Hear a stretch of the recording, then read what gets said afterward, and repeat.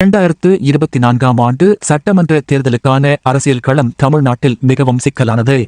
அதிமுகவின் தலைவராக எடப்பாடி கே. பழனிசாமி தனது நிர்வாகத் திறமை மற்றும் கட்சி மீதான கட்டுப்பாட்டில் சிக்கனமாக செயல்பட்டாலும் கட்சியின் வாக்கு வங்கியில் குறைவுதான் நிகழ்ந்துள்ளதாக புலனாய்வுகள் தெரிவிக்கின்றன.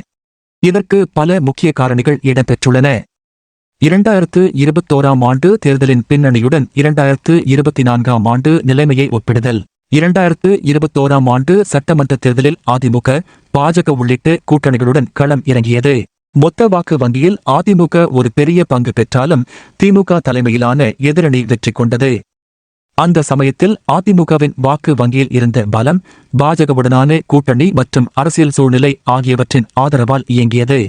ஆனால் 2024ஆம் ஆண்டு வாக்கு வங்கி குறைய காரணம் பாஜகவுடனான உறவில் ஏற்பட்ட பிளவு மட்டுமின்றி எடப்பாடி பழனிசாமியின் மேம்படுத்தல்களையும் அடிக்கடி எதிர்க்கட்சியினர் விமர்சனம் செய்ததில் இருக்கலாம். பாஜக தலைவர் அண்ணாமலையின் நடத்தை மற்றும் விளைவுகள். பாஜக தமிழக தலைவர் அண்ணாமலை கட்சியை தமிழ்நாட்டில் வேரூன்றச் செய்யும் நோக்கில் தீவிரமாக செயல்பட்டுள்ளார்.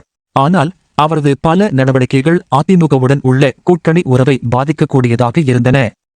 குறிப்பாக இரண்டு கட்சிகளுக்குள் இருக்கும் பதற்றம். அண்ணாமலையின் கருத்துக்கள் கடந்த கால அதிமுக தலைவர்களான எம்.ஜி.ஆர். மற்றும் ஜெயலலிதாவை நேரடியாக விமர்சித்ததாக அதிமுகவினர் குற்றம் சாட்டினர். இதனால் கூட்டணியில் உள்ள குழப்பம் வலுவடைந்தது. அண்ணாமலையின் லண்டன் பயணம். அண்ணாமலையின் லண்டன் பயணத்தால் அவரை பலர் விமர்சித்தனர். முக்கியமான தேர்தல் நேரத்தில் மாநில தலைவரின் வெளிநாட்டு பயணம் அதிமுக மற்றும் பாஜக கட்சிகளுக்கிடையே ஒருமித்த பார்வையை உருவாக்கவில்லை. இதனால் வாக்காளர்கள் மத்தியில் குழப்பம் ஏற்பட்டது. அதிமுகவின் உள்ளக பிரச்சினைகள். இதே நேரத்தில் அதிமுகவின் உள்ளக பிரச்சினைகளும் வாக்கு வங்கிக்கான பாதிப்புகளை ஏற்படுத்தியதாக கருதப்படுகிறது. ஓ. பன்னீர்செல்வம் பிரிவு. அதிமுகவின் முன்னாள் ஒருங்கிணைப்பாளர் ஓ. பன்னீர்செல்வம் மற்றும் எடப்பாடி பழனிசாமி இடையேயான மோதல் கட்சியில் பிரிவினையை ஏற்படுத்தியது. இது வாக்காளர்களுக்கு ஒரு தவறான செய்தியை கொடுத்ததாக கருதப்படுகிறது. ஜெயலலிதா பாணி ஆட்சி இல்லாமை. முந்தைய ஆண்டுகளில் ஜெயலலிதா கொண்டிருந்த சிறப்பான பாணி தற்போது இல்லாததனால் கட்சியின் அடிப்படை ஆதரவாளர்கள் சிலர் தொலைந்துவிட்டனர். வாக்காளர்களின் மனநிலை.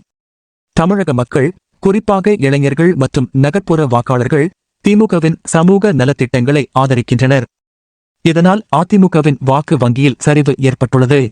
கூடுதலாக திமுகவின் சாதி சம்பந்தப்பட்ட வாக்குவாதங்கள் மற்றும் வளர்ச்சி திட்டங்கள் பலரிடமும் ஈர்ப்பை ஏற்படுத்தியுள்ளது. எதிர்க்கட்சிகளின் களம் மற்றும் தலையீடுகள். தமிழக அரசியலில் விஜய் முந்தைய அறிவிப்பு. நடிகர் விஜயின் அரசியல் நோக்கங்கள் இளைஞர்களிடையே ஒரு மாற்றத்தினை உருவாக்கியிருக்கலாம். சுதந்திர கட்சிகள். நாளடைவில் தனித்த அரசியல் கட்சிகளும் வாக்கு பங்கீட்டில் அதிமுகவின் ஆதரவை குறைத்திருக்கலாம். 2024ஆம் ஆண்டு தேர்தலுக்கு முன்னோட்டமாக அதிமுகவின் வாக்கு வங்கியில் ஏற்பட்ட சரிவுக்கு பாஜகவுடனான முருகல், அண்ணாமலையின் நடவடிக்கைகள், கட்சியின் உள்ளக பிரச்சினைகள் மற்றும் திமுகவின் வளர்ச்சி முயற்சிகள் போன்றவை முக்கிய காரணிகளாக இருக்கின்றன. அடுத்து, எடப்பாடி பழனிசாமி தனது கட்சியின் அரசியல் தரத்தை மீட்டெடுக்க என்ன வழிகளை தேர்ந்தெடுப்பார்? பாஜக அதிமுக கூட்டணி மீண்டும் உறுதியானதா என பல கேள்விகள் விடைபெற வேண்டும். அனைத்து விதமான உள்ளூர் மற்றும் உலக செய்திகளுக்கு நமது www.adibantv.com என்ற இணையதளத்தை பார்வையிடவும்.